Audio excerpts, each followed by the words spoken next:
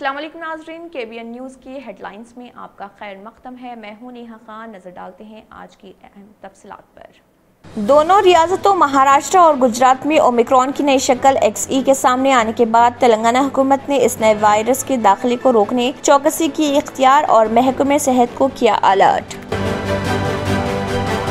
तेलंगाना के वज़ीर आला के चंद्रशेखर राव ने धान की खरीदी के मसले पर मरकज को 24 घंटे की दी मोहलत। उन्होंने मुतालबा किया कि नरेंद्र मोदी हुकूमत धान की खरीदी पर 24 घंटे के अंदर फैसला करे। बसूरत दीगर किसानों के साथ मिलकर एक हिकमत अमली तैयार करेंगे। तेलंगाना के अवाम और किसान मरकज के साथ लड़ने के लिए तैयार। उन्होंने दिल्ली के तेलंगाना भवन में दिन के एहतजाजी धरने में हिस्सा लिया।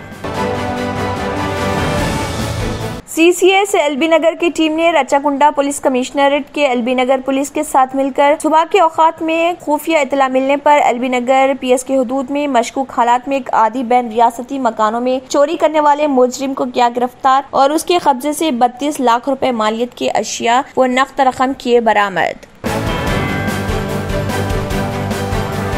आंध्र प्रदेश की नई काबीना ने आज लिया हलफ। रियासती सेक्रेटेरिएट के अहाते में मुनक़दा एक सादा तकरीब में गवर्नर विश्वा भूषण हरिचंदन ने नए वज़रा को दिलाया ओहदे व राजदारी का हलफ। आंध्र प्रदेश बरक़ी के शदीद बहरान से 2-4 सनती इदारों को बरक़ी की सरबराही पर पाबंदियां लगा दी गई। महाज्योति बा फुले की 195वीं यौम पैदाइश तकरीब का इनेकाद मधुल मुस्तक़ी पर अमल में आया। इस मौके पर मधुल सरपंच वी राजेंद्र ने महात्मा ज्योतिबा फुले के मुजस्समे पर फूल चढ़ाए।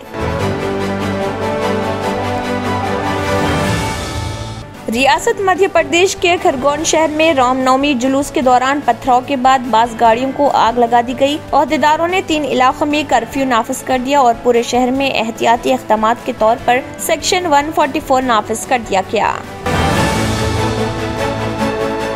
चीन में कोरोना का कहर जारी। ओमिक्रॉन की नई किस्म के फैलाव के बाद कोरोना वायरस के केसों में इजाफा हो रहा। मुल्क के तिजारती शहर शंघाई में सूरत हाल अबतर।